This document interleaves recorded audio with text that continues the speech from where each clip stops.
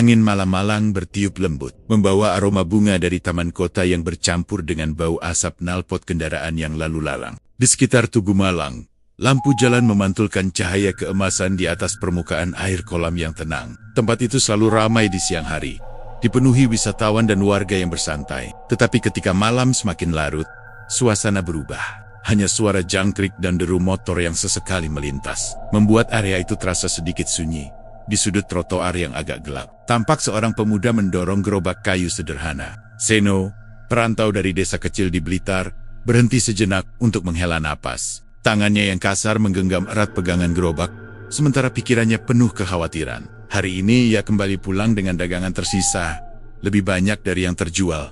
Besok pasti lebih baik, gumamnya pelan. Mencoba menghibur diri, ia memandang ke arah Tugu yang berdiri gagah di tengah bundaran, seperti penjaga setia kota ini. Dalam hati, Seno yakin bahwa Malang masih menyimpan kesempatan untuknya. Ia hanya belum tahu, malam ini adalah awal dari cerita yang akan mengubah hidupnya selamanya. Malam itu, udara Malang terasa sejuk, sedikit menusuk kulit. Lampu jalan di sekitar Tugu Malang berpendar kekuningan, memantulkan bayangan di permukaan air kolam yang tenang. Siang hari, tempat ini selalu ramai oleh wisatawan yang berfoto, pasangan muda yang duduk di bangku taman, atau warga yang hanya sekadar menikmati sore. Namun, ketika malam semakin larut, suasana berubah. Jalanan yang tadinya ramai mulai lengang, menyisakan suara jangkrik dan deru kendaraan yang sesekali melintas di sisi trotoar yang agak gelap. Seorang pemuda tampak mendorong gerobak kayu sederhana. Di papan kayunya tertulis tulisan tangan dengan cat merah yang sudah mulai pudar, "Nasi goreng Seno." Pemuda itu bernama Seno, seorang perantau dari desa kecil di Blitar. Usianya baru 22 tahun, tapi wajahnya tampak lebih tua karena lelah dan kepasrahan. Hari ini, seperti beberapa hari sebelumnya, dagangannya hampir tak laku. Dari beras, telur, dan bumbu yang ia bawa, hanya terjual 3 porsi. Sisanya masih tersisa di wajan, menunggu nasibnya untuk dibuang. Seno menghela napas panjang, lalu menutup wajan dengan kain bersih. Ia berhenti di bawah lampu jalan, mencoba mengumpulkan tenaga sebelum berjalan pulang ke kontrakan. Kecil di gang sempit, tak jauh dari stasiun kota. Seperti ini terus, bisa-bisa aku pulang kampung dengan tangan kosong, gumamnya lirih. Ada rasa kecewa di dadanya, bercampur takut. Uang tabungan yang ia bawa dari desa sudah menipis. Ia sengaja memilih lokasi dekat Tugu, karena ia pikir daerah itu ramai dan strategis. Tapi ternyata, orang-orang enggan mendekat. Beberapa warga sempat berbisik-bisik, mengatakan bahwa lokasi itu angker. Konon, beberapa bulan lalu terjadi kecelakaan tragis di bundaran Tugu. Seorang pemuda tewas tertabrak mobil saat berusaha menyelamatkan seorang anak kecil yang hampir tertabrak. Sejak saat itu, banyak orang percaya tempat itu membawa sial. Bahkan, pedagang lain lebih memilih pindah tempat daripada berjualan di sana. Seno sendiri tidak terlalu percaya pada hal mistis, tapi fakta di depannya sulit dibantah. Hampir setiap malam, pengunjung yang lewat hanya melirik gerobaknya, lalu buru-buru pergi. Seolah ada sesuatu yang menahan mereka untuk berhenti. Ia sering merasa seperti diawasi, terutama saat tengah malam, tapi ia selalu mencoba mengabaikannya. Ia lebih memilih menyalahkan nasib buruknya sendiri. Sambil berjalan, Seno menatap Tugu yang berdiri gagah di tengah bundaran. Lampu-lampu taman membuatnya terlihat megah sekaligus misterius. "Kalau saja kau bisa bicara, Tugu," ujarnya dalam hati. "Aku ingin tahu kenapa orang-orang takut mendekat ke sini." Kenangan tentang kampung halamannya tiba-tiba terlintas di benaknya. Ia ingat wajah ibunya yang tersenyum ketika melepasnya pergi ke kota, penuh harapan bahwa Seno akan membawa pulang cerita sukses. Adiknya yang masih sekolah sering menelpon, bertanya apakah Seno sudah punya banyak pelanggan. Hati Seno perih setiap kali harus menjawab dengan kebohongan kecil di persimpangan jalan. Ia berhenti sejenak, memandang gerobaknya yang kusam. "Apa aku harus menyerah dan pulang saja?" pikirnya. Tapi kemudian, tekadnya muncul kembali. Ia sudah terlanjur memulai. Kalau ia menyerah sekarang, semua usaha dan pengorbanannya akan sia-sia. Besok pasti lebih baik, bisiknya pada diri sendiri. Mencoba memupuk semangat. Malam itu ia memutuskan untuk memberi satu kesempatan terakhir pada usahanya. Keputusan sederhana itu akan menjadi awal dari perubahan besar dalam hidupnya. Saat ia berbalik untuk melanjutkan perjalanan pulang, angin malam bertiup sedikit lebih kencang, membuat dedaunan di sekitar taman bergemerisik. Di kejauhan, seolah ada bayangan seseorang yang berdiri menatap ke arahnya dari dekat Tugu. Seno mengerjap, mencoba memastikan. Tapi ketika ia melihat kembali, bayangan itu sudah menghilang. Ia menggelengkan kepala, mencoba mengusir pikiran aneh. Mungkin cuma mataku yang lelah, gumamnya. Ia tak sadar, malam itu bukan hanya ia yang memperhatikannya. Ada sesuatu atau seseorang yang sudah menunggu kehadirannya, siap membawa cerita baru yang tak pernah ia bayangkan. Malam berikutnya, Seno kembali mendorong gerobaknya menuju lokasi yang sama. Meski hati kecilnya diliputi keraguan, tekadnya untuk mencoba sekali lagi masih ada. Ia berusaha berpikir positif, berharap malam itu akan lebih baik daripada sebelumnya. Semoga ada pembeli yang lewat, gumamnya sambil menata wajan, telur, dan sayuran. Tangannya cekatan, tapi wajahnya tetap tampak murung. Jam menunjukkan pukul 8 malam. Jalan di sekitar Tugu Malang mulai lengang, hanya ada beberapa motor yang sesekali melintas. Seno menyalakan lampu kecil di gerobaknya, mencoba membuat suasana lebih terang dan menarik. Aroma bawang putih yang ditumis perlahan menyebar ke udara, tapi tetap saja tidak ada yang berhenti. Seno berdiri termenung. Ia memandang ke arah bundaran Tugu, lalu ke jalan di depannya. Kenapa sepi terus ya? Apa aku bener-bener harus pindah tempat? Pikirnya. Mulai goyah. Hingga akhirnya, sekitar pukul 10 malam, langkah kaki terdengar mendekat. Seno mendongak dengan harapan yang sedikit meledak di dadanya. Dari arah taman, seorang pemuda muncul. Usianya mungkin sebaya dengan Seno, mengenakan jaket hitam dan celana jeans. Senyumnya ramah, tapi matanya tajam seperti sedang mempelajari sesuatu. Masih buka kan? Tanya pemuda itu dengan suara tenang. Iya. Silakan duduk. Seno bergegas menyiapkan kursi lipat di samping gerobak. Mau pesan nasi goreng biasa atau spesial? Yang biasa saja, jawab pemuda itu sambil duduk. Ia memperhatikan gerobak Seno dengan seksama. Namamu Seno? Ya, aku lihat dari tulisan di gerobakmu. Seno mengangguk. Iya mas, saya baru buka usaha di sini beberapa minggu ini. Ia mengaduk wajan, mencoba mencairkan suasana. Mas sendiri sering lewat sini? Pemuda itu tersenyum samar. Bisa dibilang begitu. Aku suka tempat ini, terutama malam-malam seperti ini. Saat sepi, Seno sedikit terkejut. Biasanya orang justru menghindari lokasi ini saat malam. Bukannya orang-orang agak takut lewat sini ya? Tanyanya hati-hati. Pemuda itu hanya tertawa kecil, lalu berkata, takut itu cuma karena mereka percaya gosip. Sebenarnya tempat ini nggak seseram yang mereka kira. Kalau dikelola dengan benar, malah bisa jadi ramai. Ucapan itu membuat Seno terdiam. Ada keyakinan aneh dalam suara pemuda itu, seolah ia benar-benar tahu apa yang ia bicarakan. Seno kemudian menyerahkan sepiring nasi goreng hangat. Silakan dimakan mas. Namun, yang terjadi membuat Seno heran. Pemuda itu hanya memandang nasi goreng itu tanpa menyentuh sendoknya. Wanginya enak, tapi menurutku rasanya masih bisa ditingkatkan. Katanya sambil tersenyum, Sano menggarnir. Mas belum coba? Kok sudah bilang begitu? Percaya saja padaku, jawab pemuda itu ringan. Coba lain kali tambahkan sedikit kecap di awal, bukan di akhir. Lalu api kompornya jangan terlalu besar saat menggoreng telur, supaya aromanya lebih wangi.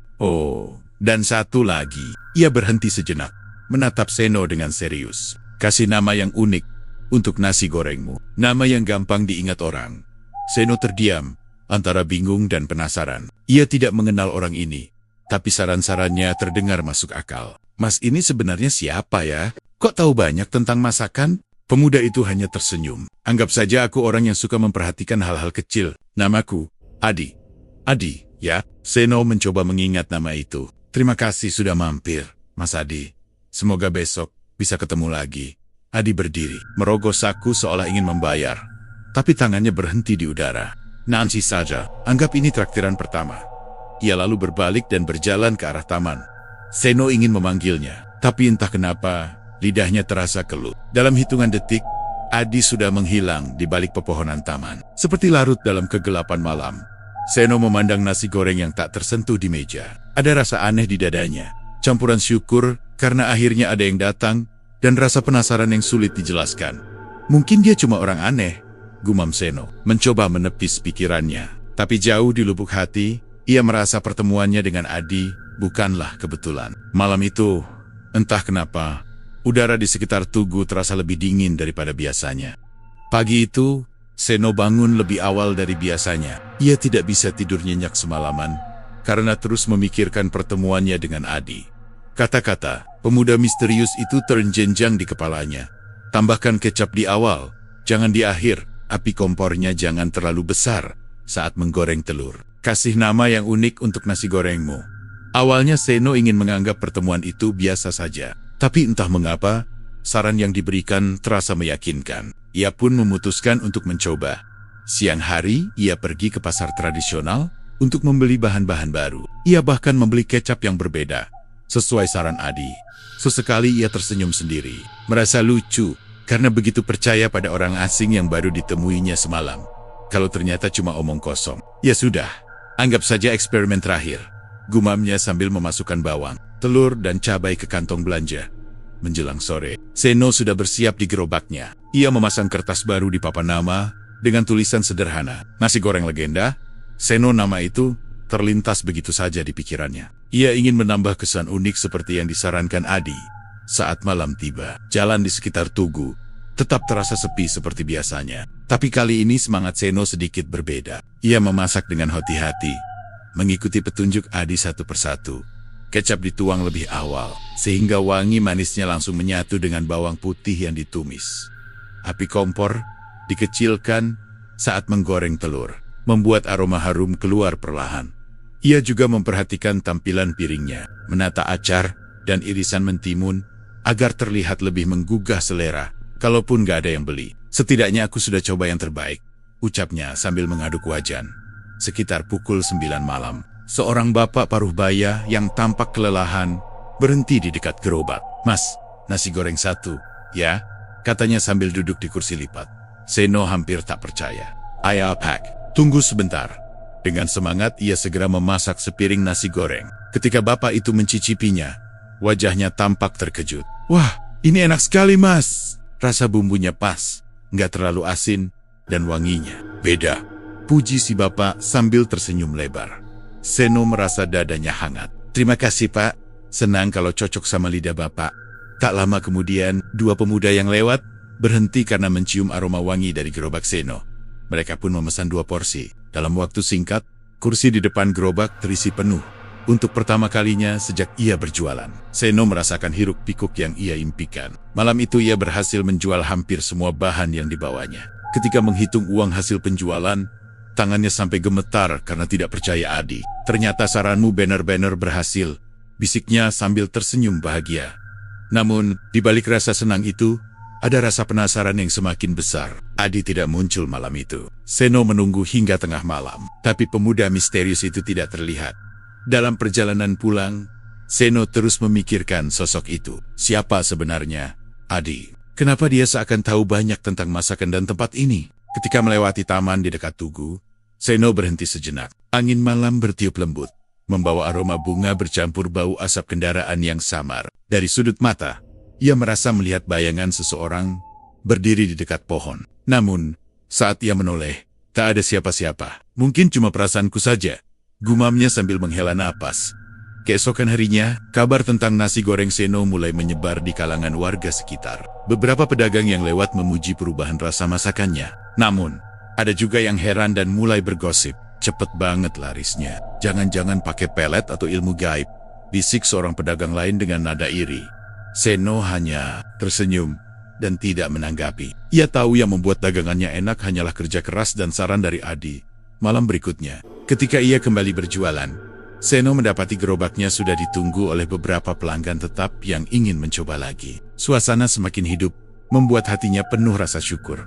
Namun, jauh di lubuk hati, Seno merasa ada sesuatu yang janggal. Adi, yang menjadi awal perubahan ini, masih belum muncul. Dan setiap kali Seno mengingat tatapan mata pemuda itu, ia selalu merasakan hawa dingin yang sulit dijelaskan. Apa dia benar-benar orang biasa? Atau ada sesuatu yang belum ku ketahui? Bisik Seno pada dirinya sendiri, sambil memandang ke arah Tugu Malang yang berdiri megah. Seakan menyimpan rahasia besar yang belum terungkap. Dalam waktu singkat, gerobak nasi goreng Seno berubah dari tempat yang sepi menjadi pusat perhatian di sekitar Tugu Malang. Setiap malam, aroma nasi gorengnya menarik orang-orang yang lewat. Beberapa pelanggan bahkan rela menunggu lama demi merasakan rasanya. Mas Seno, pesanan saya 2 porsi, ya, seru seorang ibu muda sambil tersenyum. Baik bu, sebentar ya, jawab Seno dengan penuh semangat. Seno bekerja tanpa henti. Tangannya cekatan mengaduk wajan, sementara keringat mengalir di dahinya. Ia tak menyangka perubahan ini terjadi begitu cepat. Hasil penjualannya meningkat tajam, cukup untuk menutupi biaya kontrakan. Bahkan sedikit bisa ia kirimkan ke ibunya di kampung. Namun, di balik kesibukan itu, ada hal yang membuatnya terusik. Ia mulai menyadari pola aneh. Hampir setiap malam, pelanggan yang datang selalu memuncak sekitar pukul 11 hingga tengah malam. Lebih aneh lagi, banyak pelanggan yang mengatakan mereka awalnya hanya sekadar lewat, tapi tiba-tiba merasa ingin berhenti di gerobaknya tanpa alasan yang jelas. Padahal tadi saya nggak niat makan. Mas, kata seorang bapak suatu malam sambil tertawa. Tapi begitu mencium aroma nasi gorengnya, kaki ini rasanya langsung berhenti sendiri. Seno hanya tersenyum kaku. Hehe, mungkin karena lapar, Pak. Malam itu, sekitar pukul 11:30, Seno mulai merasakan hawa dingin yang merambat di sekitarnya. Suasana mendadak terasa berbeda. Lampu taman di dekat tugu berkelip pelan, seperti hampir padam. Saat itulah Adi muncul dari arah bundaran. Ia mengenakan jaket hitam yang sama seperti pertama kali mereka bertemu. Senyumnya hangat, tapi ada sesuatu yang terasa tidak biasa. Hebat, Seno, kata Adi sambil memandang kerumunan pelanggan. Aku tahu kamu bisa.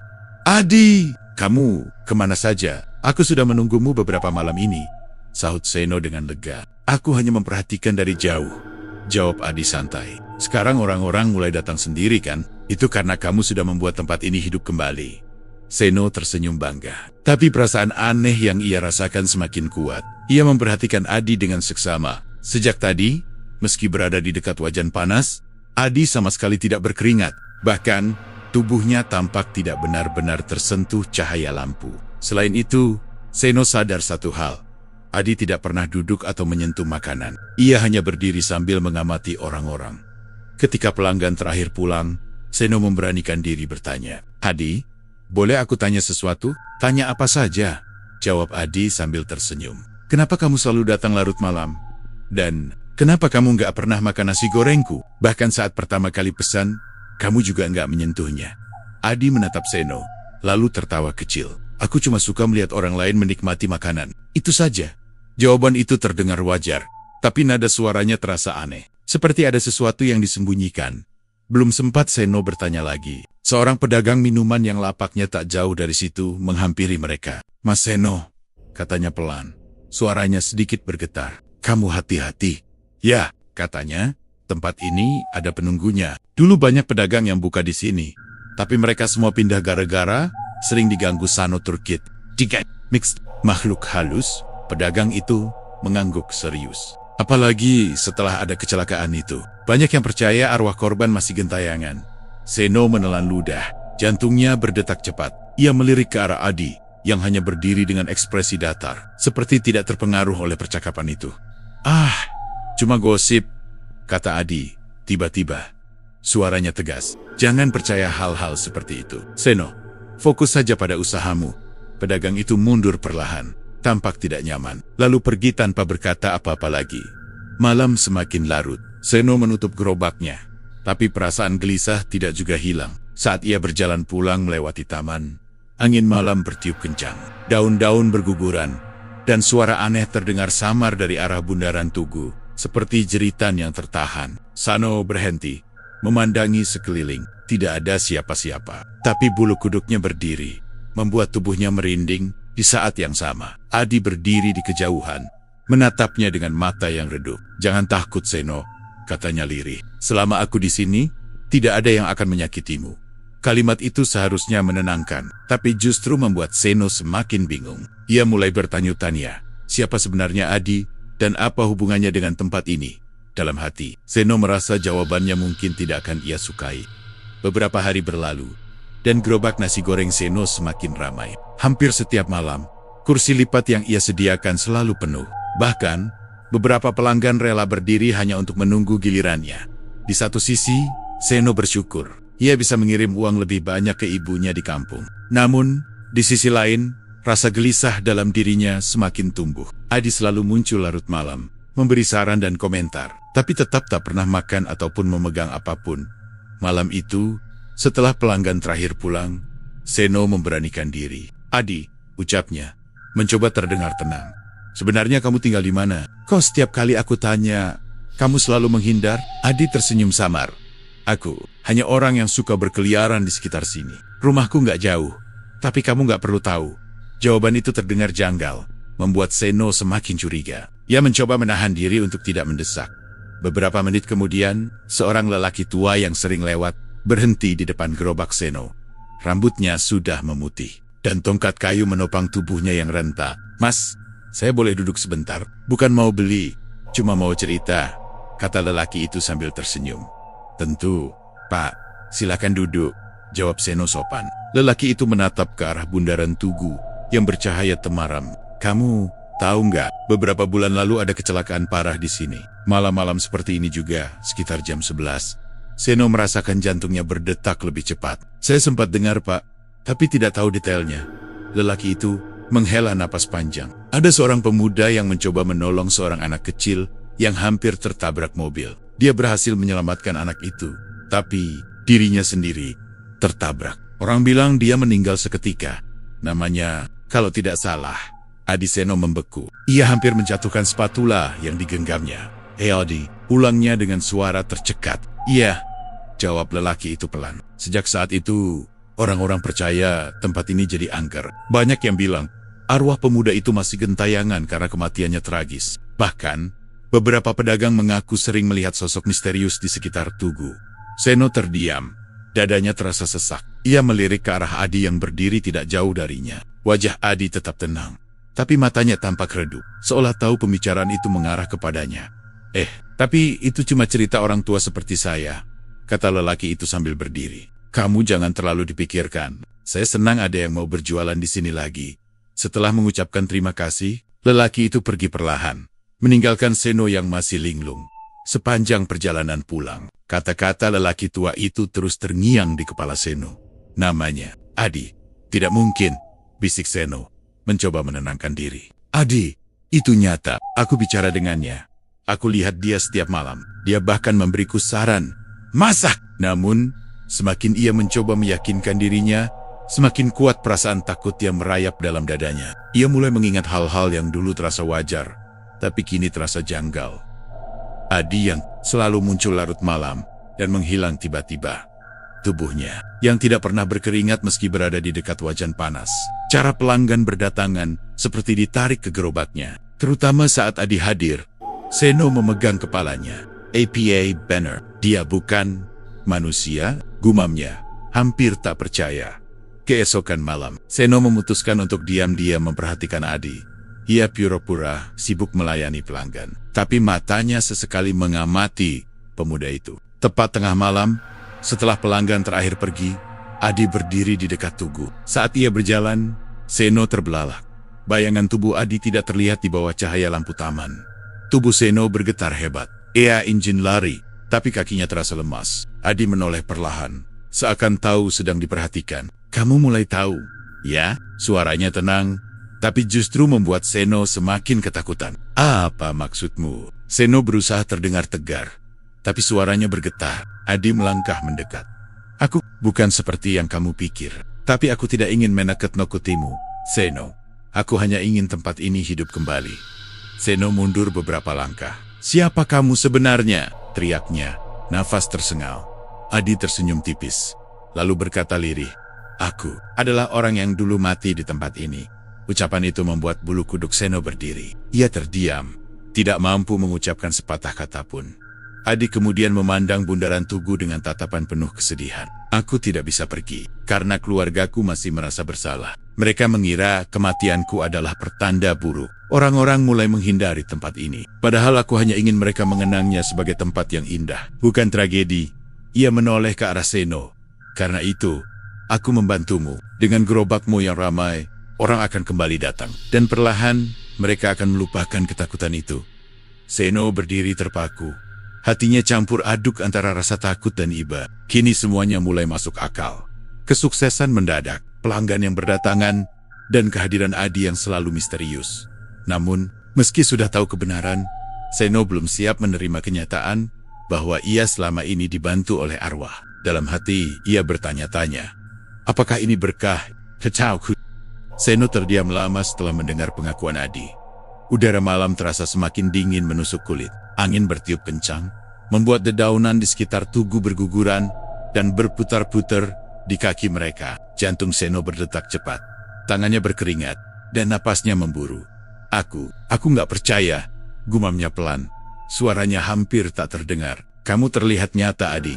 Kamu bicara, kamu tersenyum. Kamu bahkan membantuku. Adi memandang Seno dengan tatapan lembut, namun penuh kesedihan. Aku nyata, Seno. Hanya saja, bukan lagi seperti manusia biasa. Ia menunduk, suaranya lirih. Aku memang meninggal di sini, di depan tugu itu, saat mencoba menyelamatkan anak kecil. Si Yok itu, aku terikat di tempat ini. Aku tidak bisa pergi. Seno merasa tubuhnya lemas. Lututnya hampir tak kuat menopang. Ia mundur beberapa langkah. Ingin lari, tapi kakinya seperti menolak bergerak. Kenapa? Kenapa kamu membantuku? Tanyanya dengan suara bergetar. Karena aku melihat dirimu sama sepertiku dulu, jawab Adi. Berjuang sendirian, penuh harapan, tapi hampir menyerah. Aku tidak ingin tempat ini dikenal hanya karena tragedi. Aku ingin orang-orang kembali, tersenyum, dan merasa bahagia. Dengan begitu, keluargaku bisa tenang, dan mungkin aku juga bisa pergi. Seno tak tahu harus berkata apa. Ia ingin berterima kasih, tapi rasa takut masih terlalu besar. Dalam pikirannya, muncul berbagai bayangan menyeramkan. Bagaimana jika Adi tiba-tiba menghilang di depannya, atau berubah menjadi sosok menakutkan, seperti cerita hantu yang sering ia dengar. Tanpa pamit, Seno langsung membereskan gerobaknya dengan tergesa-gesa. Aku pulang dulu, katanya singkat. Adi hanya mengangguk. Aku mengerti. Tapi Sen, jangan tinggalkan tempat ini. Aku janji, aku tidak akan menyakitimu. Seno tak menjawab. Ia hanya berlari kecil menuju kontrakannya, mencoba menjauh dari hawa dingin yang terasa semakin pekat. Di kamar kontrakan yang sempit, Seno duduk terkulai di lantai, matanya kosong, pikirannya kacau. Apa? Aku gila? Masa aku berjualan dengan bantuan arwah? Gumamnya. Ia mencoba menenangkan diri dengan minum segelas air, tapi tangannya masih gemetar. Seno menatap hasil penjualan malam itu yang ia letakkan di meja. Tumpukan uang yang cukup banyak. Rasanya bercampur antara senang dan takut. Kalau benar Adi itu arwah, berarti aku selama ini hidup dari bantuan makhluk yang bukan manusia. Ketika mencoba tidur, Seno terus memikirkan Adi. Ia teringat senyum pemuda itu, tatapannya yang hangat, dan caranya memberi saran. Meski Adi bukan manusia lagi, Seno tidak bisa memungkiri bahwa ia telah membantunya dengan tulus. Namun, di sisi lain, rasa takut tetap menguasai dirinya. Keesokan harinya, Seno memutuskan tidak berjualan. Ia mengunci diri di kamar, berharap Adi tidak muncul. Tetapi malam itu, suara ketukan lembut terdengar di pintu. Tok, tok, tok. Seno membeku. Ia tahu siapa yang mungkin berdiri di luar pintu itu. Dengan napas tertahan, ia mencoba mengabaikannya. Tok, tok, tok. Suara ketukan itu terdengar lagi, kali ini sedikit lebih keras. Lalu terdengar suara Adi, lembut namun jelas. Seno, jangan takut, aku hanya ingin bicara. Seno memejamkan mata, pura-pura tidak mendengar. Setelah beberapa menit, suara itu menghilang, meninggalkan kesunyian yang mencekam. Ia merasa lega, tapi sekaligus bersalah. Dalam hati kecilnya, ia tahu Adi tidak berniat jahat. Keesokan malamnya, Seno kembali membuka gerobaknya. Kali ini tanpa semangat. Pelanggan tetap berdatangan, tapi Seno melayani mereka dengan senyum yang dipaksakan. Di tengah keramaian, ia merasakan hawa dingin yang familiar. Ketika menoleh, Adi sudah berdiri di dekat tugu, memandangnya dari kejauhan. Tidak seperti biasanya, wajah Adi terlihat sendu, seolah merasakan kekecewaan. Setelah pelanggan terakhir pergi, Adi menghampirinya. Seno, aku tahu kamu takut, kata Adi pelan. Tapi aku tidak pernah berniat mencelakakanmu. Aku hanya ingin membantumu. Dan keluargaku. Seno menandok, menahan air mata yang hampir jatuh. Aku bingung, Di. Aku takut. Tapi aku juga nggak ingin kehilangan ini semua. Usahaku baru berkembang karena kamu, katanya lirih. Adi tersenyum tipis. Aku tidak akan memaksamu. Tapi kalau kamu benar-benar ingin pergi, aku tidak akan menghentikanmu. Ucapan itu justru membuat hati Seno terasa perih. Ia sadar, Adi bukan hanya sekadar penolong, tapi juga teman yang tulus. Meski bukan manusia, kehadirannya telah memberi harapan baru. Malam itu, Seno berjalan pulang dengan perasaan campur aduk. Ia berdiri di tengah jalan sepi, memandang Tugu Malang yang berdiri megah di bawah cahaya lampu. Apa aku harus terus bertahan di sini, meski dibantu arwah? Pikirnya dalam hati. Namun, sebelum ia menemukan jawaban, suara lirih seperti bisikan terdengar di telinganya. Percayalah padaku, Seno. Seno menoleh cepat, tapi tidak ada siapapun di sana. Bulu kuduknya meremang, dan ia sadar satu hal, hubungannya dengan Adi belum berakhir. Beberapa minggu berlalu, dan gerobak nasi goreng Seno semakin dikenal warga sekitar. Bahkan, ada pelanggan yang datang dari luar kota setelah mendengar cerita tentang nasi goreng legenda. Seno mulai merasa sedikit lebih tenang, meski hubungannya dengan Adi masih membuat hatinya was-was. Ia belajar menerima kehadiran pemuda misterius itu. Namun, kesuksesan yang ia raih ternyata memunculkan masalah baru. Rasa iri dari pedagang lain di sisi jalan yang sama. Seorang pedagang bakso bernama Darso memperhatikan gerobak Seno dengan tatapan penuh kebencian. Sebelum Seno datang, lapak Darso selalu ramai. Tapi sejak nasi goreng Seno jadi terkenal, pelanggan Darso mulai berkurang drastis. Bikin sepi dagangan orang saja, gerutunya sambil memukul sendok ke panci dengan kesal. Malam itu, saat Seno sedang membereskan peralatan, Darso menghampirinya. "Mas Seno," katanya dengan nada dingin, "aku perhatikan sejak kamu jualan di sini, tempat ini mendadak ramai. Aneh ya, padahal dulu siapapun yang buka lapak di sini pasti sepi." Seno mencoba tersenyum sopan. Mungkin cuma kebetulan, Mas. Saya juga nggak tahu kenapa." Darso mendengus sinis. "Atau kamu pakai cara lain? Ilmu penglaris, misalnya?" Seno cek. "Astaga, Mas, saya jualan pakai tangan dan keringat sendiri. Jangan sembarangan nuduh." Beberapa pelanggan yang masih duduk mendengar percakapan itu mulai berbisik-bisik. Darso tersenyum licik. "Orang-orang juga bilang tempat ini angker. Siapa tahu kamu kerja sama penunggu sini." Ucapan itu membuat Seno tercekat. Ia menahan diri agar tidak bereaksi terlalu keras. "Mending jangan ngomong yang enggak-enggak, Mas. Nanti orang malah takut beli," jawab Seno, mencoba tenang. Darso hanya tertawa kecil, lalu pergi sambil melirik tajam. Keesokan harinya, gosip mulai menyebar. Beberapa orang berbisik ketika melihat Seno lewat. "Itu loh, katanya nasi gorengnya laris karena pakai bantuan makhluk halus." Masa sih? Tapi memang aneh. Tiba-tiba ramai begitu. Seno pura-pura tidak mendengar, tapi hatinya perih. Ia tahu gosip itu pasti ulah Darso.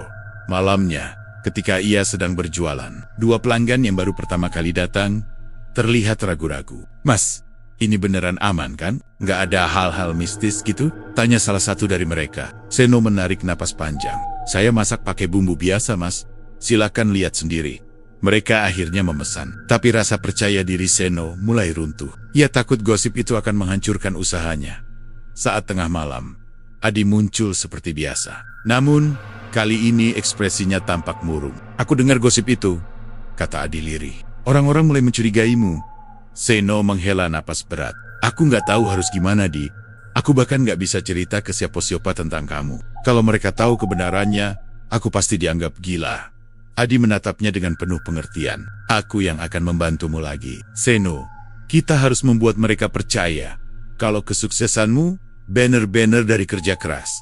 Seno menggeleng. "Tapi gimana caranya?" Darso itu licik. Dia pasti terus sebar fitnah. Adi terdiam sejenak, lalu tersenyum samar. "Percayalah, setiap kebohongan akan terungkap. Yang penting kamu tetap sabar, dan jangan pernah membalas dengan cara yang sama." Seno mengangguk, meski dalam hatinya masih cemas. Beberapa hari kemudian, Darso semakin menjadi-jadi. Ia mulai mendekati warga dan pelanggan Seno, menyebarkan cerita palsu bahwa nasi goreng Seno memakai jimat penglaris. Bahkan, ia diam-diam menaruh benda aneh, seperti boneka kecil di dekat gerobak Seno, lalu pura-pura menemukannya di depan orang banyak. "Lihat, ini buktinya," teriak Darso dramatis. Orang-orang langsung heboh.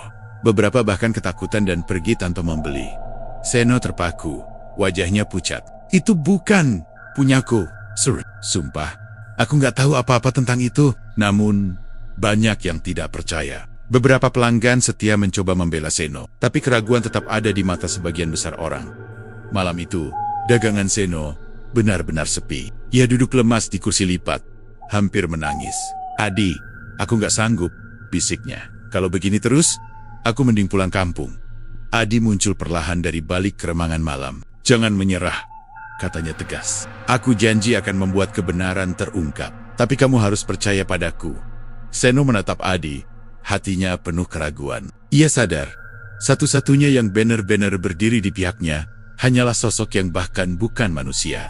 Sejak gosip tentang ilmu penglaris tersebar, usaha Seno menurun drastis. Beberapa pelanggan setia masih bertahan, tetapi banyak orang yang memilih menjauh. Setiap malam, Seno merasa seperti berjalan di atas tali rapuh.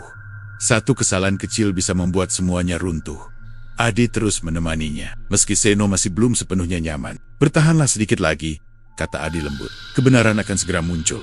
Seno mengangguk lemah, tapi dalam hatinya ia ragu. Bagaimana mungkin ia bisa melawan fitnah tanpa bukti? Sementara itu, Darso semakin tidak terkendali. Rasa iri dan bencinya tumbuh seperti api yang tak terkendali. Suatu malam, ia duduk di warung kopi bersama beberapa pedagang lain, berbicara dengan nada penuh hasutan. Kalau kita biarkan dia terus jualan di sana, habislah kita semua, katanya sambil mengepalkan tangan. Seorang pedagang bertanya ragu, tapi Mas Darso, kamu yakin dia benar-benar pakai ilmu penglaris? Bisa saja cuma masakannya enak. Darso menghentak meja. Aku akan buktikan. Kalau perlu, aku yang bikin dia hengkang dari sini. Malam itu juga, Darso memutuskan melakukan sabotase. Ia menyelinap ke tempat Seno saat jalanan mulai sepi. Dengan hati-hati, ia menuangkan segenggam serbuk putih ke dalam salah satu bumbu Seno yang tersisa di gerobak. Besok, begitu ada yang keracunan, semua orang pasti percaya aku benar, gumamnya sambil tersenyum licik. Keesokan malam, Seno mulai berjualan seperti biasa. Beberapa pelanggan yang dulu sempat pergi kembali mencoba datang, termasuk seorang ibu muda bersama anaknya. Adi yang berdiri di dekat tugu tampak gelisah. Ia memperhatikan gerobak Seno dengan tatapan tajam. Seno, bumbu itu jangan dipakai, katanya tiba-tiba. Seno, maksudmu apa, Di? Aku mencium sesuatu yang tidak wajar. Ada bau kimia di dalam salah satu botolmu, jawab Adi dengan wajah serius. Seno segera memeriksa dan menemukan botol yang dimaksud. Benar saja, isinya tampak berbeda. Dadanya terasa sesak. Ini pasti ulah Darso, serunya. Marah, Adi mengangguk. Dia ingin menjatuhkanmu. Kalau bumbu ini dipakai, pelangganmu bisa sakit parah. Seno gemetar, merasa campuran antara takut dan marah. Ia hampir berteriak, tetapi Adi memegang pundaknya. Tenang, kita harus punya bukti. Malam ini, biarkan aku yang mengawasi Darso. Beberapa jam kemudian, keramaian mulai mereda. Adi menghilang begitu saja dari hadapan Seno, seperti kabut yang tertiup angin. Seno hanya bisa menunggu. Jantungnya berdegup kencang, hingga tiba-tiba terdengar suara gaduh dari arah lapak Darso. Lepaskan aku. Aku enggak salah, teriak Darso panik. Seno segera berlari ke sana, diikuti oleh beberapa warga yang penasaran. Mereka mendapati Darso terduduk di tanah. Wajahnya pucat. Di sampingnya, ada botol serbuk putih yang sama persis dengan yang ditemukan di gerobak Seno. Beberapa warga mulai bersuara. Itu! Bukti dia yang menjebak Mas Seno! Benar! Aku lihat dia tadi malam mondar-mandir di dekat sini. Darso semakin panik. Bukan aku! Bukan! Ada yang menjebakku! Namun, tiba-tiba lampu taman di sekitar tugu berkedip-kedip, dan hawa dingin menyelimuti tempat itu. Sosok Adi muncul perlahan dari kegelapan, dengan wajah serius dan tatapan tajam. Semua orang terdiam, beberapa mundur ketakutan, sebagian lainnya berbisik-bisik. Seno berdiri terpaku, tidak tahu harus berkata apa. Adi melangkah maju, suaranya terdengar bergema. Darso, berhentilah memfitnah orang yang tak bersalah. Kamu ingin menghancurkan Seno, tapi yang kau hancurkan justru dirimu sendiri. Darso gemitar, tubuhnya hampir roboh. Siapa kamu? Seno akhirnya bersuara. Dia adalah orang yang dulu meninggal di sini. Ucapan itu membuat orang-orang terperangah. Beberapa menutup mulut, sementara yang lain langsung merapatkan tubuh karena takut. Adi menatap kerumunan dengan tatapan penuh haru. Aku tidak ingin kalian takut. Aku hanya ingin tempat ini kembali hidup, bukan menjadi simbol tragedi. Ia kemudian menoleh ke Seno. Sekarang, waktunya kamu buktikan siapa yang benar. Dengan tangan bergetar, Seno menunjukkan botol berisi serbuk yang ditemukan di gerobaknya. Ini yang Darso taruh di tempatku. Untungnya aku belum sempat memakainya, katanya tegas. Warga mulai murmur, sebagian marah, sebagian bersimpati. Seorang pelanggan yang sering membeli dari Seno maju ke depan. Saya percaya Seno, masakannya selalu bersih, dan dia nggak pernah mekam-mukam. Darso mencoba lari, tapi beberapa warga segera menangkapnya. Kamu harus tanggung jawab, Darso, teriak. Wajah Darso penuh rasa takut, terutama saat melihat Adi yang berdiri tanpa bayangan di bawah cahaya lampu. Ketegangan memuncak. Adi mengangkat tangannya perlahan, lalu tersenyum tipis ke arah Seno. Ini langkah terakhirku untukmu. Seno, setelah malam ini, semua akan jelas. Seno ingin menghentikannya, tapi sebelum ia sempat bicara, Adi memudar seperti asap dan menghilang di udara. Hawa dingin pun perlahan menghilang, digantikan oleh kehangatan lampu taman yang kembali stabil. Semua orang terdiam. Wajah mereka campuran antara takjub dan takut. Seno berdiri di tengah kerumunan, dadanya bergemuruh. Kini ia sadar. Malam itu bukan hanya tentang membuktikan kebenarannya, tetapi juga tentang pengorbanan Adi. Suasana di sekitar Tugu Malang masih terasa mencekam setelah kemunculan Adi malam itu. Beberapa warga yang melihat kejadian tersebut tidak bisa berhenti membicarakannya. Ada yang ketakutan, ada yang tidak percaya, dan ada pula yang merasa bersalah karena telah memfitnah Seno. Seno sendiri duduk di kursi lipat di depan gerobaknya. Wajahnya pucat dan mata kosong. Kepalanya penuh dengan pertanyaan dan perasaan campur aduk. Ia baru saja menyaksikan Adi menghilang di hadapan semua orang, dan itu membuat hatinya terasa kosong. Adi benar-benar arwah, dan dia sudah pergi. Tapi, apa ini selamanya? Di sisi lain, Darso yang semalam tertangkap basah masih mencoba meyakinkan orang-orang bahwa ia tidak bersalah. Namun, bukti terlalu kuat. Botol serbuk putih, kesaksian pelanggan, serta kehadiran Adi menjadi saksi yang tak terbantahkan. Akhirnya, warga sepakat melaporkan Darso ke pihak berwajib. Saat ia digiring pergi, Darso terus berteriak histeris. Itu bukan salahku. Itu semua karena hantu itu. Aku cuma mau melindungi usaha kita semua. Orang-orang hanya menggelengkan kepala. Sementara Seno diam tak berkata apa-apa. Namun masalah belum selesai. Beberapa warga masih takut untuk mendekati Tugu Malang setelah melihat sosok Adi. Kalau benar di sini ada arwah gentayangan, kita harus pindahkan semua lapak, kata seorang pedagang ketakutan. Benar, kalau tidak, nanti kita kena sial, sahut yang lain. Perkataan itu membuat Seno tersentak. Jika warga benar-benar pergi, tujuan Adi untuk menghidupkan tempat ini akan sia-sia. Ia mengepalkan tangan, lalu berdiri. Tidak, jangan pergi, teriaknya lantang. Semua mata tertuju padanya. Seno menarik napas dalam-dalam. Adi bukan hantu jahat.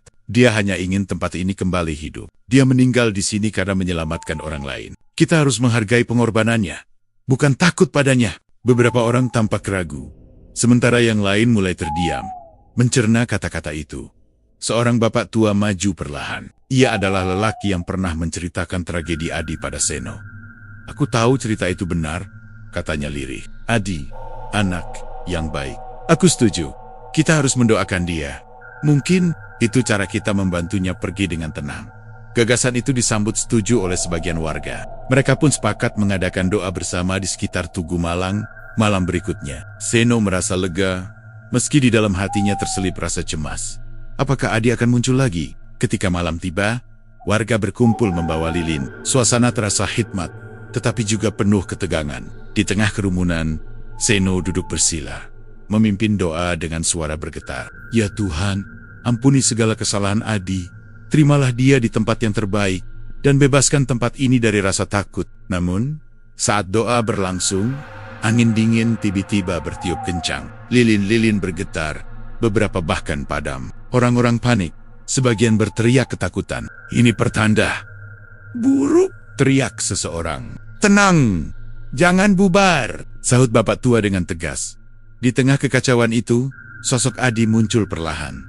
Berdiri di bawah cahaya lampu taman, matanya tampak sendu, wajahnya dipenuhi rasa haru. Semua orang terdiam, sebagian menangis.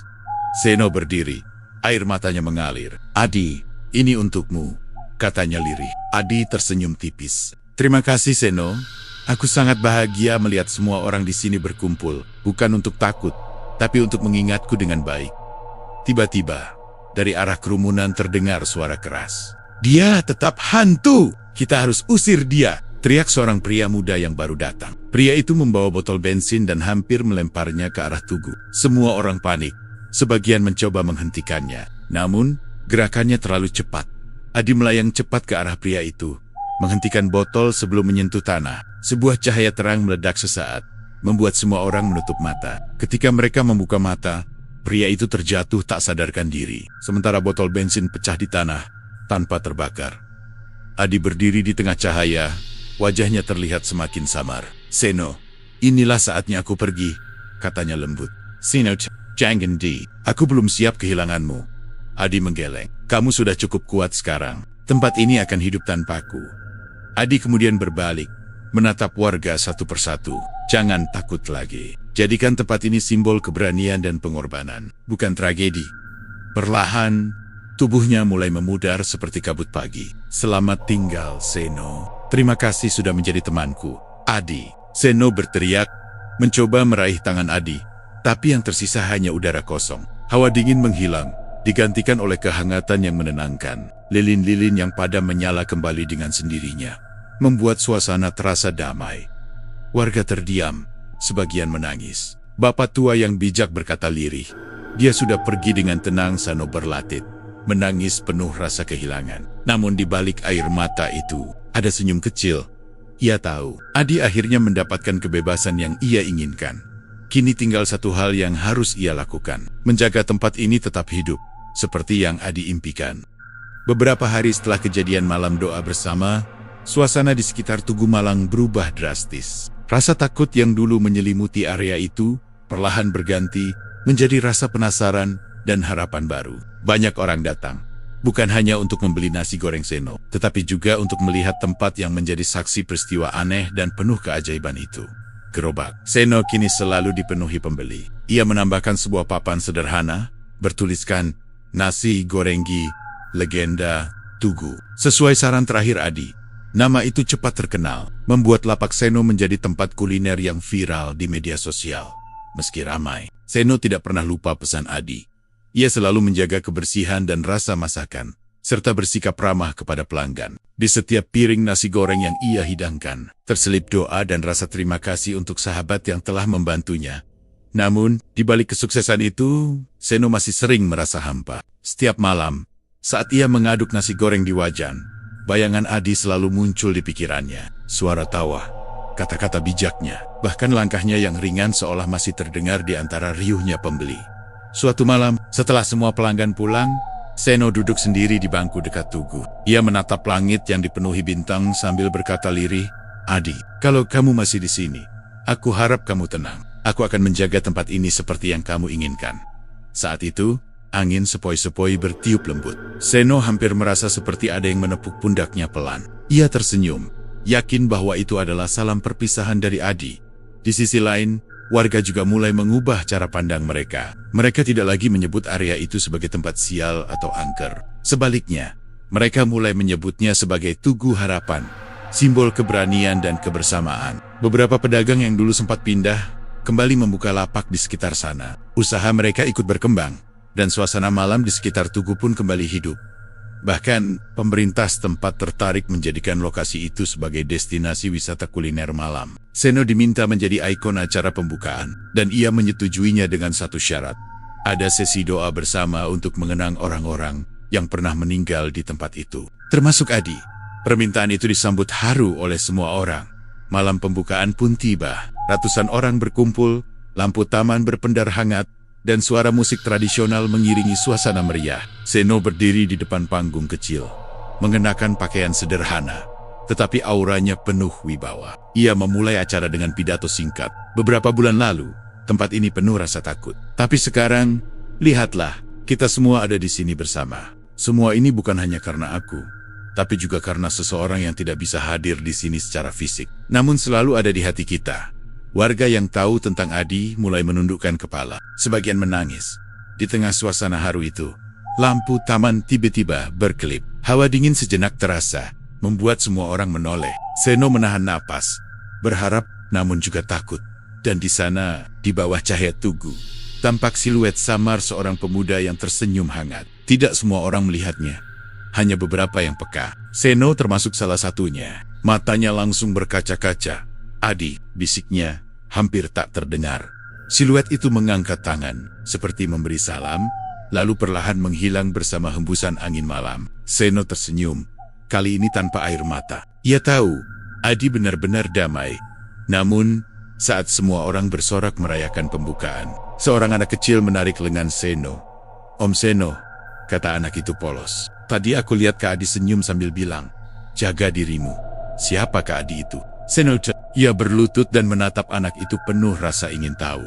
"Kamu bisa lihat dia juga." Anak itu mengangguk mantap. "Iya," dia juga bilang, Nanti kita bisa ketemu lagi kalau aku sudah besar. Hati Seno bergetar. Apakah itu berarti Adi tidak benar-benar pergi? Atau dia masih menjaga tempat ini dengan cara yang berbeda? Pertanyaan itu menggantung di udara, membawa rasa penasaran sekaligus harapan. Beberapa minggu kemudian, Seno menemukan sebuah amplop misterius di laci gerobaknya. Di dalamnya ada secarik kertas bertuliskan tulisan tangan yang ia kenal betul. Terima kasih sudah mewujudkan impianku, Seno. Jika suatu saat kamu merasa lelah, ingatlah, aku selalu di sini, di setiap aroma nasi goreng yang kau buat. Seno memeluk kertas itu erat-erat. Senyumnya penuh rasa syukur. Ia lalu menatap Tugu yang berdiri megah di tengah keramaian. Yakin bahwa legenda ini tidak akan pernah mati. Beberapa tahun kemudian, nasi goreng legenda Tugu menjadi ikon kuliner kota Malang. Banyak wisatawan datang, bukan hanya untuk mencicipi nasi gorengnya, tetapi juga untuk mendengar cerita tentang persahabatan antara seorang pedagang muda dan arwah pemuda baik hati yang pernah menyelamatkan banyak orang. Setiap malam, saat wajan besar beradu dengan spatula, beberapa orang bersumpah mendengar suara tawa samar di antara aroma nasi goreng yang menggoda. Bagi Seno, itu bukan hal yang menakutkan. Itu adalah tanda bahwa Adi masih menemaninya. Bukan sebagai arwah yang terjebak, tetapi sebagai legenda yang hidup di hati semua orang.